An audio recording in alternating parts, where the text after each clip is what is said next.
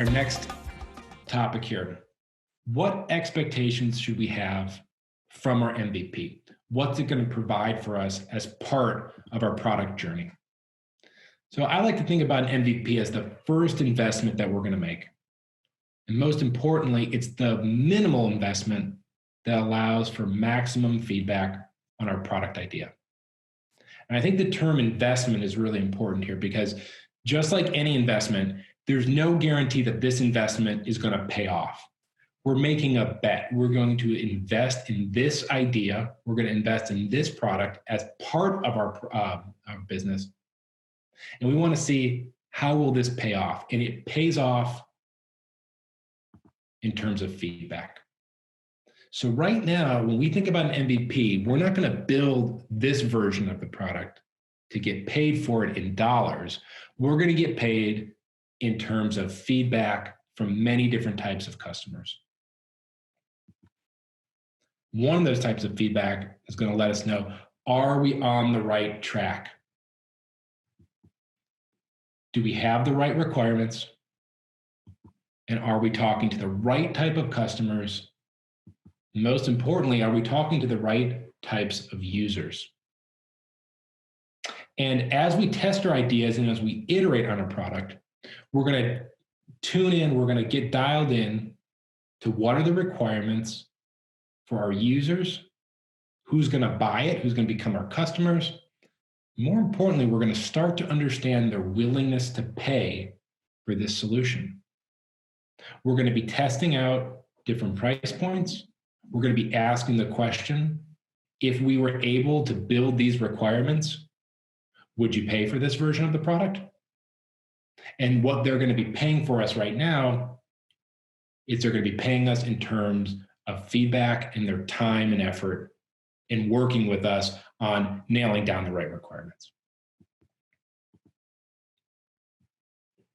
So one question we want to ask or we want to determine during our MVP process is who will buy our product?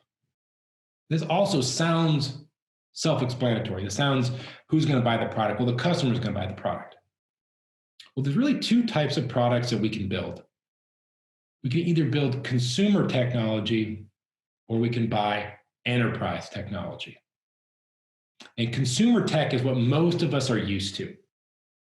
The user of your product buys your product to solve a problem that they have. That's how most of us are used to buying software and buying technology. A term that's often used is called software as a service. I'm buying the software, I'm going to use it to solve my problem. Well, that means as a user, I'm also the buyer. It means that if the value that I expect to receive from that product is worth the money I'm going to invest in the product, then I will continue to use the product and I'll be a happy customer. Now, that's a little different than building enterprise technology. For enterprise technology, a business has a problem and they buy the product to solve a problem for the business. And the end user actually doesn't buy the product. And so this is what we're normally used to at work. Work has a piece of software that they require you to use, but you didn't buy it. So why is that important when it comes to product development and understanding what type of MVP that we're going to buy? Well, when the user is detached from the buying decision, we're going to have a conflicting set of incentives in order to test our hypothesis about our business idea. So if it's consumer tech, if you're selling directly to the user, it's very closely knit. That person's purchasing decision is going to be based directly on the value that they receive. And if they continue to receive value, they're going to continue to make that investment. Well, that's disconnected in enterprise software. Now, I'm not going to cover enterprise software development today. I've taught a few other classes on how to build enterprise software. But the difference, and you should ask yourself this when you're thinking about building a product, is who's going to buy the product? And if it's consumer tech versus enterprise tech.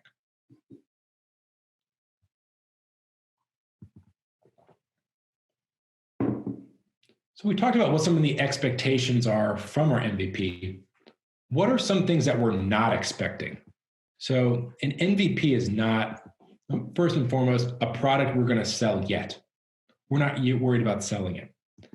It's a product that is not full featured. It doesn't have to be stable. It doesn't have to scale. And it's not a product that we are going to keep. An MVP is something that we're going to use temporarily to test out ideas. And if we do it successfully, we're going to get a set of product requirements that are based on the feedback. We're going to identify our ideal customer profile, which understands who's going to buy it and, more importantly, who's going to use it. And that's often also left out in the business model canvas. Is this product going to be used by the buyer, or is it going to be used by a user and bought by the company? So we want to identify who's the ideal customer profile for us. An MVP has to be demoable. It has to be showable. We have to be able to use it to show stakeholders the big picture of what we're going to build. And a successful MVP has to be something that we're willing to throw out and build a second, third, or fourth version of the MVP. So remember this, it has to be done and built in a way that's efficient and cost-effective enough so that if we don't want to use it, we're comfortable throwing it out and starting over. And the concept of failing fast is really important here. Failing fast is a success. So stopping doing something that's not working, I look at that as a success. The longer you do something that's not working, that's a failure. So an MVP should allow us to break away from whatever we're doing and test out a new idea very, very quickly. So we want to fail very quickly. That's really the heart of what iteration and innovation is about. So let's use a diagram here to kind of talk about that. So what would a successful MVP look like? You may have seen this diagram before. If not, I'll walk you through it. But let's think about the hypothesis here. People want to get from point A to point B faster than walking, okay?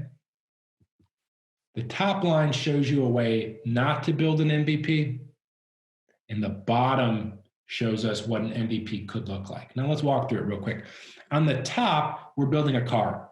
That assumes that we know that the people that we're trying to sell to want to buy a car. And so the way we're building a car here is how a car is manufactured. That should make sense to anybody that's seen a factory line. That's how you build a car. You build the tires, you build the axles, you build the body, you put them together and you have a car. That's how manufacturing works. It's not necessarily how software development works. And what we're seeing on the bottom part here is we're saying, can I get from point A to point B faster than walking by developing a skateboard? Sure you can. Is that what your customers want? Maybe.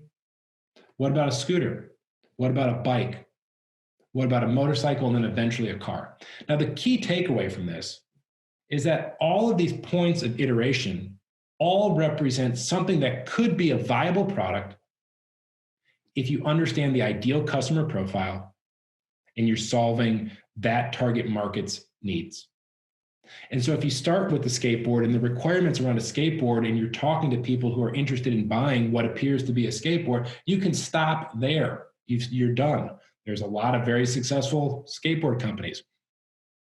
Same thing with the scooter. We've seen a lot of scooters all over Atlanta over the last year or so, actually less so now. But the idea of how can we get people to move faster? Let's put an electric scooter on the street. Great, let's test that idea. If that doesn't work, let's come up with an electric bike and put that on the street and see if that works and keep iterating on all those ideas.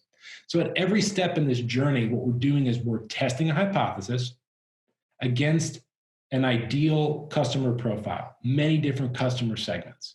It's either going to work or it's not, and we're going to move forward and make decisions based on the feedback that we're hearing at each individual step in the process. And if that process takes us to developing a car, well, then that's fantastic. But if we want to stop at a bike, that's okay too. So distinctly different than building all of the parts that go into a car, because that assumes that where we're going to go is going to be auto manufacturing. We might not know that yet. Okay, so think of an MVP as iterations that are providing value, and we're testing out different versions of the product as we go through. And so at any of these steps, we can choose to move beyond the MVP. And so we want to remember here, the MVP is not going to be version 1 of the product. It's going to let us know what version 1 needs to be. And like we showed in the previous slide, it could be a bicycle. And if that's the case, then we're going to think of the experiments that we're doing throughout our MVP as testing out the bicycle hypothesis.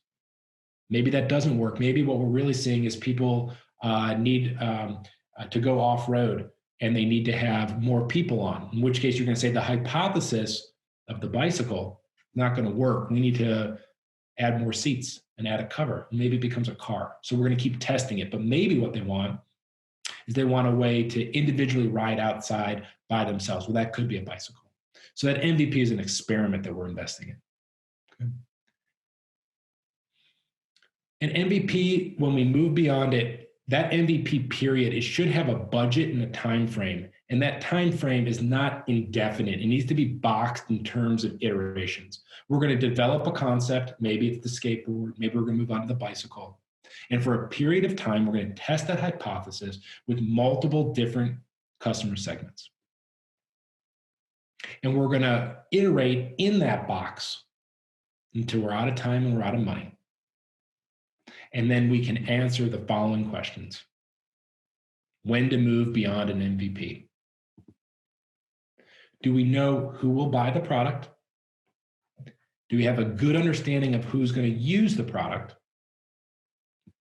And what's the willingness to pay for this product? And we're going to challenge those 3 questions by asking, how do we know that the answers to these questions are right or at least close? And if we're close, we're going to have identified our ideal customer profile.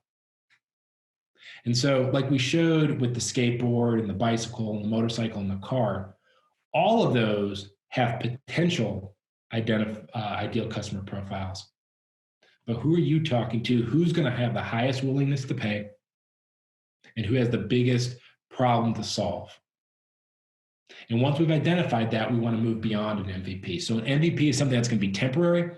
It's going to be used to experiment until we can answer these questions. And when we can answer these questions, we're going to move on to what we call a minimum sellable product. I like this term a lot more. Usually people talk about MVP and then they talk about a version 1 of a product. Well, I think a minimum sellable product is it's time to get paid in terms of dollars instead of feedback. I would call this kind of version 1 of the product, and it requires a new investment to build. So we're going to invest more time and more effort now that we've completed the MVP. Why is it a new investment? Because we are most likely not going to reuse your MVP. And this is a really key concept that I hope everybody can take away today. The MVP should be temporary. In fact, if you are reusing the MVP, you probably didn't build your MVP cheap enough. And a lot of people want to cut corners. A lot of folks want to save money, and they think the MVP is going to be the version 1 of their product, and we're just going to build on top of that. Okay. Well, if you're able to build version 1 on top of your MVP, like we're saying here, you probably didn't build it cheap enough. Okay. So it should be thought of as something that we're going to throw away. It's there for testing. It's there for testing our hypothesis and our assumptions. And we're ready to move into a minimal sellable product. We're going to reinvest in what we would call version 1 of the product. Okay. We'll pause there for a little QA. So we have a question here. What platform can we use to get this kind of feedback from people? There's lots of different sources for feedback. One of the ones I think is most effective for anybody building anything that's online. If you're building a web app, or if your product is going to be delivered through a browser, you've probably seen all the little chat boxes that'll pop up at the bottom. That's usually using a product called Intercom. Intercom or Drift is another one that's used to do that. And that's a way to get real-time feedback from a user. So Intercom is almost on every single website now. You see it in the little chat bubble on the lower right-hand side of the screen. That's going to pop up. It can ask questions. It can provide feedback. And there's lots of products that are built inside of Intercom to solicit feedback. That's a great way to do it, to track user feedback. Another question, what's a proof of concept? And so what's a proof of concept versus an MVP? That's a great question when it comes to terminology. An MVP, I would put the emphasis on the product side, and a proof of concept is more testing out a concept. I think a proof of concept is less than an MVP. A proof of concept is something that you might want to do first before you build an MVP. So it's a smaller increment of the minimum viable product. So if a minimum viable product is like using the term product, a proof of concept is testing one portion of that to see if we want to build a product based on that idea. So I think it would be one step before an MVP.